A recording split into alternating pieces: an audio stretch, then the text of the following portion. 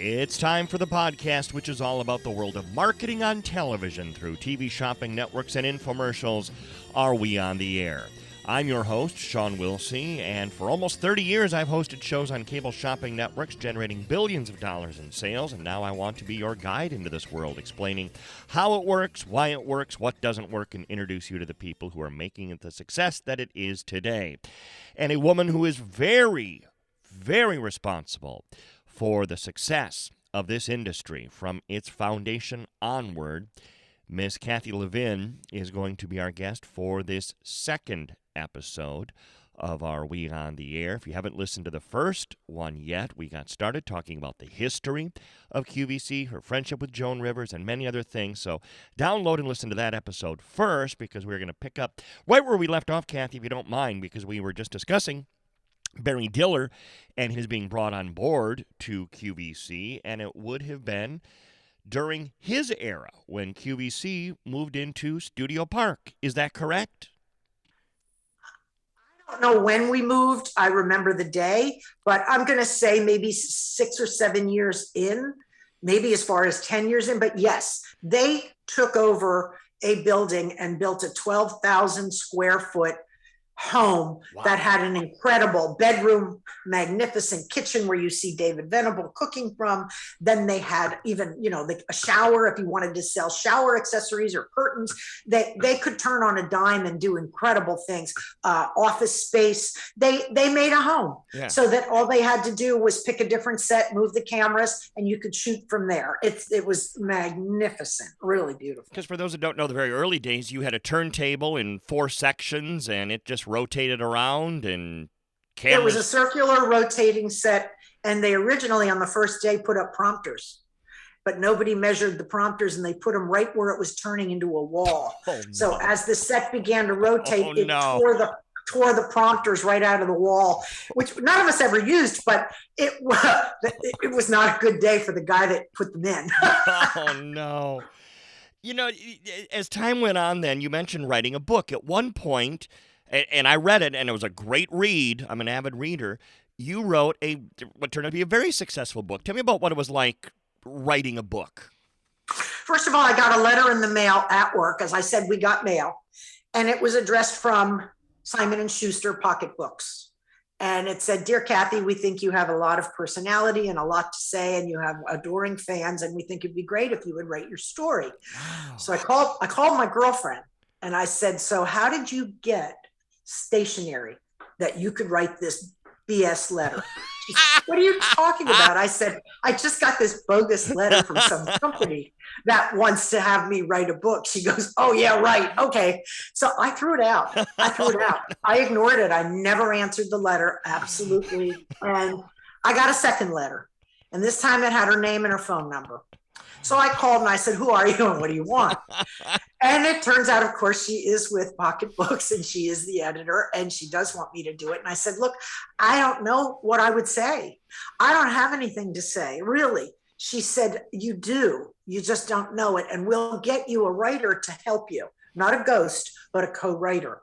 So they introduced me to 3. I met each of them in New York. One was a really good looking guy.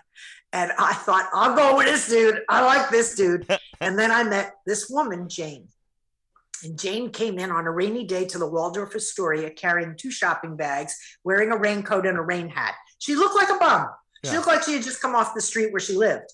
So she came in and she saw the guy I had just interviewed with. And she said, "Honey, whether you choose me or not is irrelevant.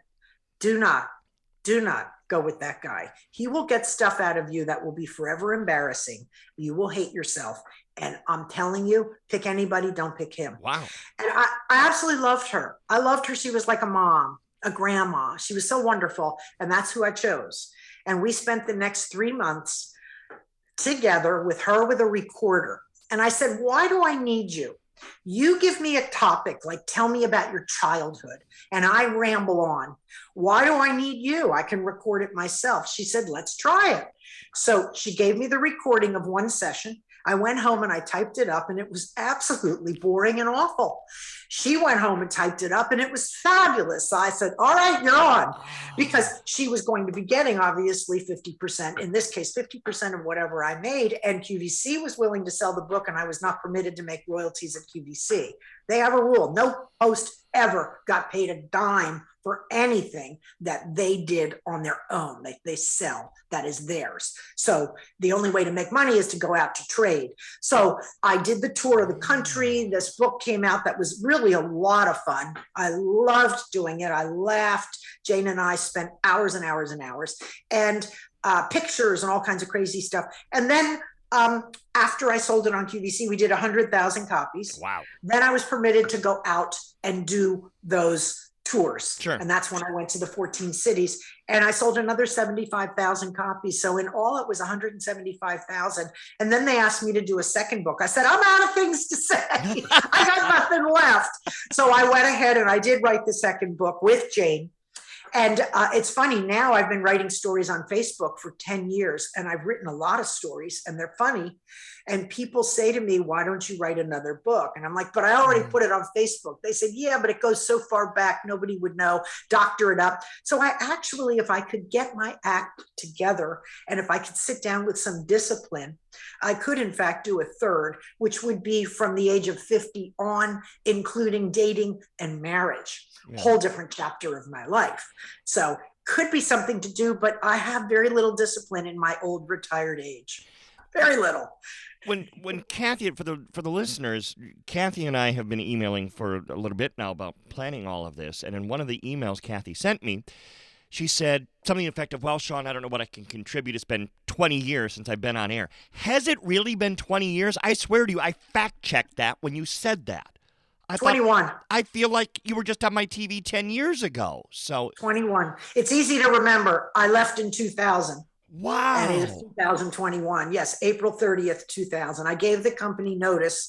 They asked me if I would stay through the 30th. I said, of course, absolutely.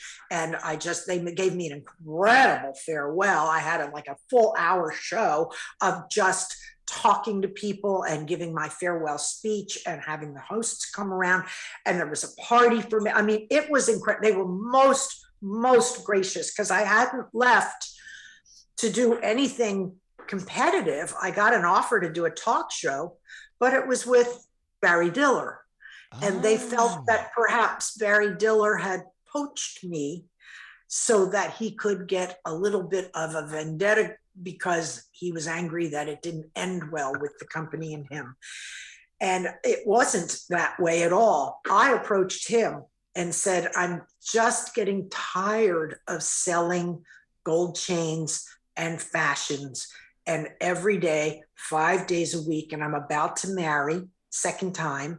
I really want my life. Yeah. I really want some freedom. And he said, I had a meeting with him in New York, again at the Waldorf. Waldorf and I get along really well. And I said, he said, well, what do you want to do? I said, I don't know. He said, well, why don't you go to HSN? I said, why would I go there? I've already been to QVC. It's basically a different house, but the same, weather. And he said, not the same weather actually, but you know what I mean? Yeah. It would be the same job. Yeah. And he said, well, what do you want? You want a talk show? And I thought, really, I hate talk shows. In the old days, they were pretty awful. Yeah. And I said, to be like, who's your baby daddy and all that. I said, I don't know. He said, how about a talk show? Let's do a talk show. So I signed a contract with him and went to QVC and said, I'm leaving. And they were devastated, absolutely devastated. So it was not hard feelings because of being fired. It was hard feelings a little bit because I had quit to go to someone who they felt had not been in their best interest. So you know what? It's 21 years later. I have since been back on QVC with a line. I have since been on HSN and still am. So people forget, people come, they go. And I asked Barry Diller, I said, what's your advice when you want to leave a company that's been your lifeline? They have changed my life. I didn't have a pot. I didn't have a window to throw it out of. I had nothing. And they gave me a life, a really wonderful one. How do you walk away? What do you say? He said, you say, bye. And I just thought it was cold and cruel, but that is business. You can explain yourself, but you know what? What's the point? The end message is the same. I'm going because I feel I can make a better contribution elsewhere at this stage of my life, and I can get some of my personal life back. So the talk show never happened. I had a terrible, terrible fake show. A pilot. It was awful. I felt stupid, dumb. I thought it was dumb. I felt like I felt like I was dumbing down an audience. See if I could run out on the streets of New York City. This is before the internet, when people were doing threatening things on the internet, and life wasn't as scary as it is. But I was armed with, how the Mexican banditos wear those big artillery things on their chest with all their bullets? Yep.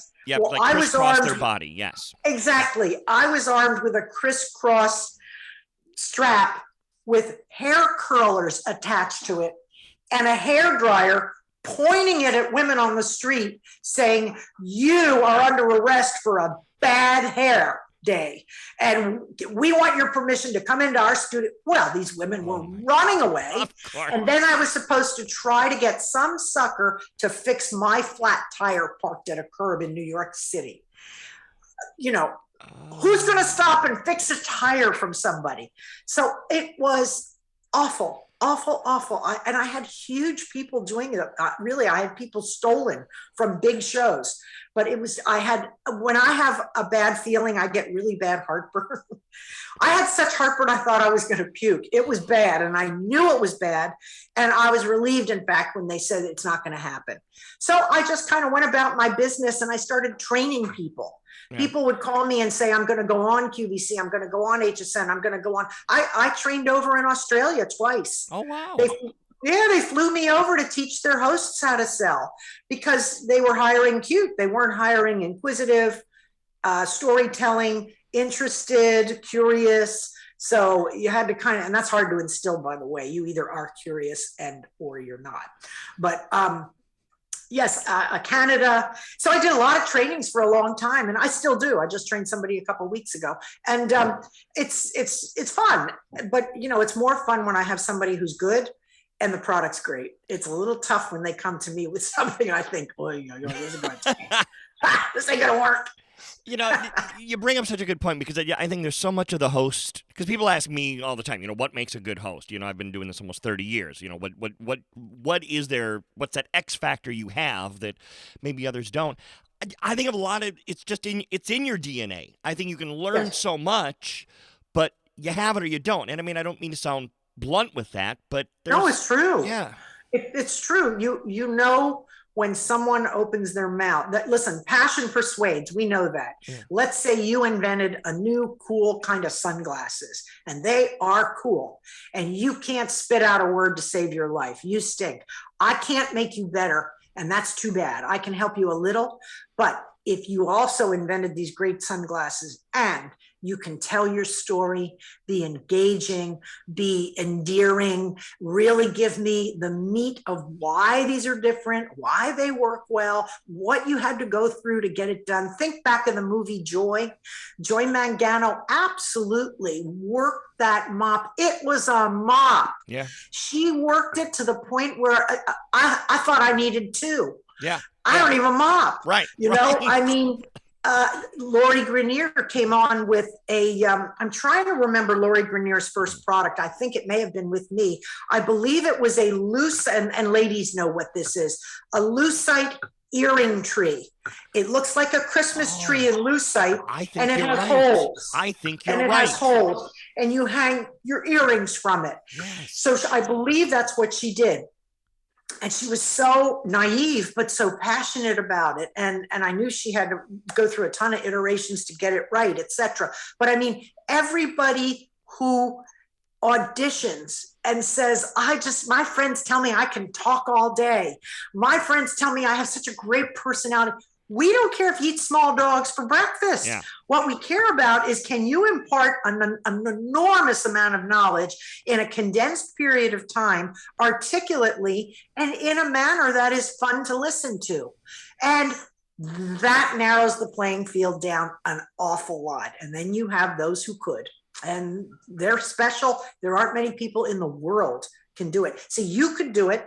because you can speak and you're curious and you know how to ask questions. You could do it. Yeah. So I would say people who were in broadcasting, as long as they weren't reading prompter, probably would be good at it. People who were impromptu speakers, ad-libbers, that's why Joan was good, because Joan was fast on her feet and funny and engaged and passionate about her product. So it's almost easy to pick who might win, but it's not really a science that you can put your finger on 100%. You can tank being great too. The juice has to be good and the bottle has to be great. And then the presenter has to be fabulous. Yeah. It's a combo. What is the future of this industry, television shopping? I'm not sure. They are, we have a brand new president at Q. I don't know if people know that. Mike George has not resigned, he's retired. Right. He's going to stay on for about a year to help the new gentleman, David Rawlinson. And he's got to take it, obviously, into the whole internet world. And it's going to have to engage the young kids. And there's the challenge. My viewers are now probably in their 70s to 85 age range.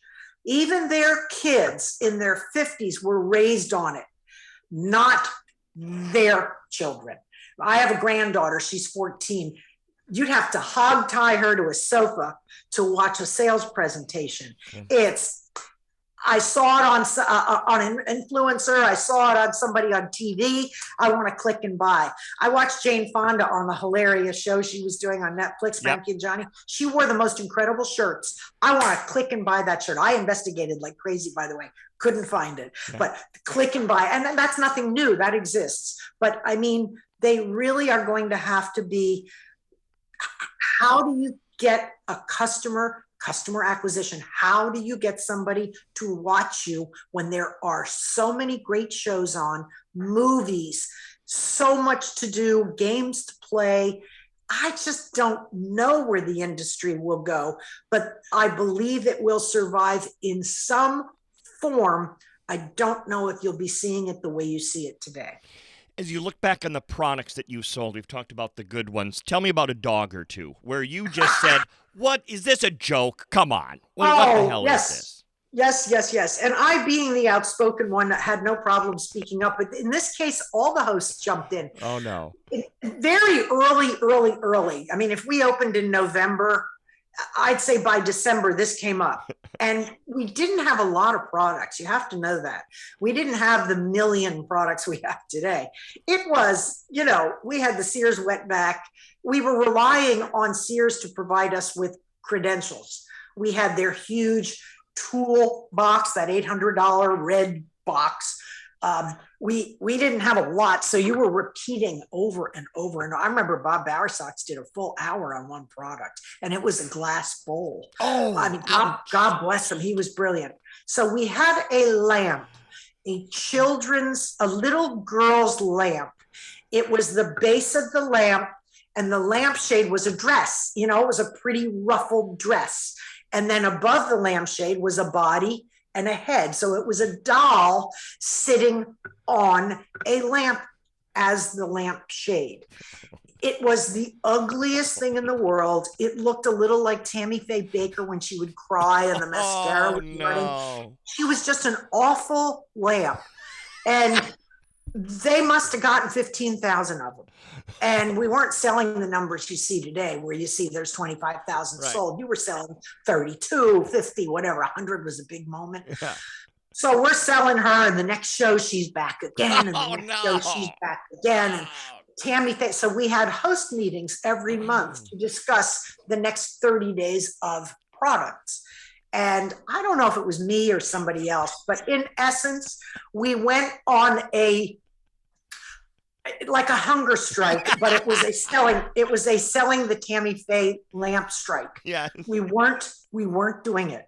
If we saw it, we were going to walk away from it and just sell something else. We'll sell somebody's tie. We are not doing it.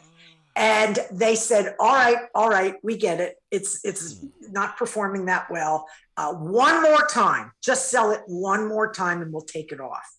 So I got a woman who called and she said, I have a granddaughter who loves dolls and I sew costumes for dolls.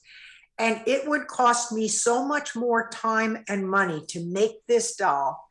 And this lamp is something she will love. I will treasure it forever. And that's when I learned my job was not to judge my product.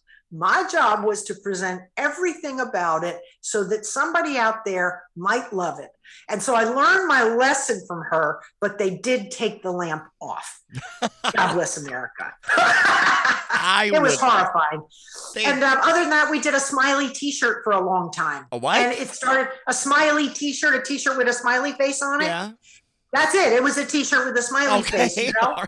And that's, again, because we were unable to get merchandise at that point. It was so new, nobody really knew how.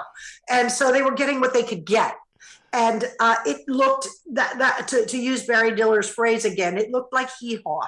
It just wasn't polished. So things started to change. We got merchandisers in who knew how to contact somebody and say, you know, can you make an outfit for us? And we started to get nice stuff, and it changed. But you have to learn. There's a learning curve. You have to be willing to lose money to see where you lost it. And then could you correct it? Does it make a difference? Or is it a dog? Don't do it again, forget it. So you need time to learn. And we did. We had, fortunately, lots of time, and we kept gaining customers. We had a day very early on, Jane Rudolph Tracy, I think, kicked off a silver day. And we expected to sell $5,000, and it sold $50,000. I mean, this is like in an hour. Yeah. This is a brand new show. You open up 35 years ago. There weren't enough people in the warehouse to pack, and there weren't enough people to get the phone calls. We didn't have the automated answering or automated click. You had to call in and talk to an operator. We had hundreds of operators in the studio. It was a very large studio. So we, the hosts, when we finished our shift, had to go back into the phones and take phones and orders, and then go into the warehouse with Joe Siegel and everybody else and pull the product, put it in a box with packing peanuts, put the label on it, and send it out. So we're talking some serious grassroots. As sophisticated as it is today, that's how elementary it was in the very beginning, and it was the most fun I've ever had. What are you doing now? Let's let everybody know what you're up to these days. I play tennis all the time, terribly, make the same mistake over and over, which is the definition of insanity. Yeah. Keep doing it wrong over and over, thinking you're going to have a different outcome. But I play tennis. I am married 20 years. When did I get married? I got married in 2000. So I'm married 21 years. Congratulations. This year. Thank you. It was just our 20th, so not quite 21. And I work for Nutrisystem for the last 7 years. And Marie does not have the time to come in to do the shows personally. So I do her shows. Marie Osmond. Three or four times a year down at HSN in Florida. But now that the studios are closed, I do it just like I'm doing with you, but obviously it's visual. I have Skype and I do it from home. It's a little challenging when you have to have like a 30-day program of food on a table, and your Skype is only like 2 feet wide and your table's 8 feet wide. But I've been doing that and I enjoy that. And we do that about 3 times a year. And now we're introducing frozen, so that you can, in fact, put it in your freezer and keep it anytime and have actually better choice of food. So we're launching that on little shows, little 15-minute segments. So I'll actually be doing quite a bit of them in the next month. And then January is, of course, new year, new you, lose the weight. So January is a big time for us. But haven't been traveling very much, but I volunteer at a hospital. And I also I was selling jewelry in Canada. And COVID took a lot of that away, unfortunately, as well. But I have a buddy who sells jewelry up there, and he's busy. He doesn't want to do it. So I am his seller for him. So I train. Like I said, I just trained somebody 2 weeks ago. I still train people if they call me, but I'm very particular. I have to feel the product is a product it's kind of like Shark Tank. It's got to already be manufactured. It has to be ready to go. If you're going to pitch it to them, you've got to have all your ducks in a row. And then if you're going to make a video presentation, I will help you with your video presentation. And then if you do get accepted and you are going on air, that's when you call me and we somehow get together and we work on exactly what you're going to say and what you're going to wear and what you're going to look like and what you need to know, because, they don't know. And now with Skype, it's really different. Yeah. It's different. It used to be you're going to wear all these microphones and you have to wear clothes that when you sit down, you don't have a bad shot, a bad angle. It's very different now, but the training is still about the sales. So I'm busy. I consider myself semi-retired, but I have plenty of time, but I'm busy. I try to stay active, stay fit, keep my brain going, feed the boy. I got to feed the boy. I have 2 grandchildren, 14 and 17 from his marriage. Yeah. And they're lovely. We see them in Jersey. We go watch them play football, watch them play soccer. And, I do all the things retirees do, except I still work a little bit, which I enjoy. Yeah. I have laughed more. I knew I was going to laugh with you, but I've laughed more than I ever could have imagined I would. And so I cleaned it up. I cleaned it up for you. I appreciate that. I don't want to have to put the explicit tag on this show. Where can people find you on social media if someone wants to say hi or see what you're up to? From what I understand, I'm just Kathy Levine, and Levine has an E on the end. It's KathyLevine. Public figure. Yeah. I believe that gets you to my Facebook page. You don't have to friend me. And once you get over 5,000 friends, they flip you anyway to public. So I have a public page. I actually have 2 public pages. I can never figure out which one's which. So when I write a funny story, I have to post it on both because I don't know who's seeing what. But that's where I am seen. And I try to write uplifting, fun stories that make people know they're not alone when they screw up. Yeah. I guess one last question. Do you still get recognized to people still? You're sitting in a restaurant, do they come up and say, "Hey, Kathy"? I'd like to think it's not because I've gotten 20 years older. I think it's just because I'm so far out of the loop and new customers would not know me. And the old customers, the answer is not really in a long time. Occasionally, someone will say, "I recognize your voice. Where do I know it from?" Yeah. And I'll tell them.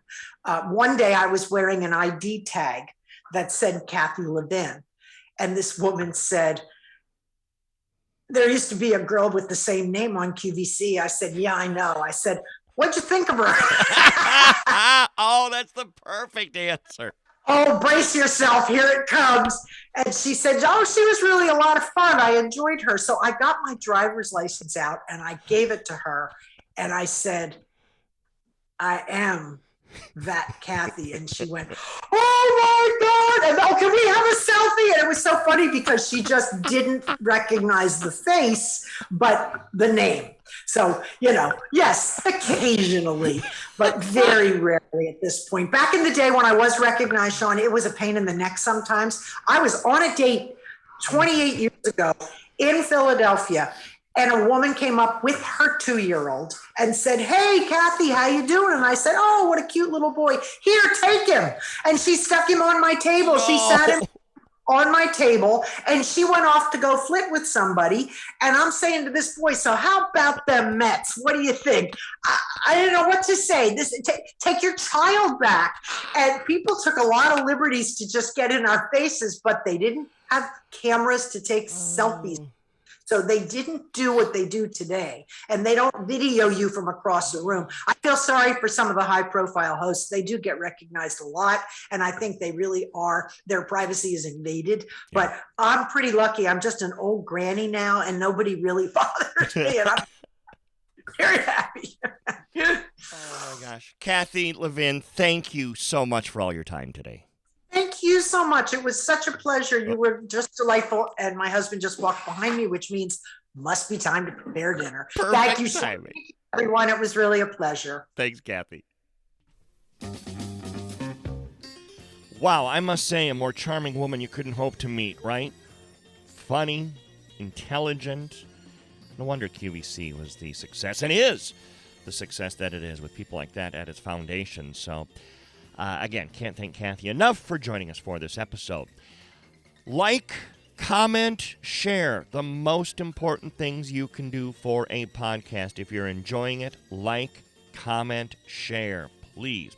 And, of course, it would also help if you follow me on social media, Twitter and Facebook, both. Sean Wilsie, my full name, ShawnWilsie, and also on Instagram at SWilsie, SWilsie. Thank you for listening to this edition of Are We on the Air? This has been a King Bobby production. Yes, I know, Travis. That's why we give such bargains.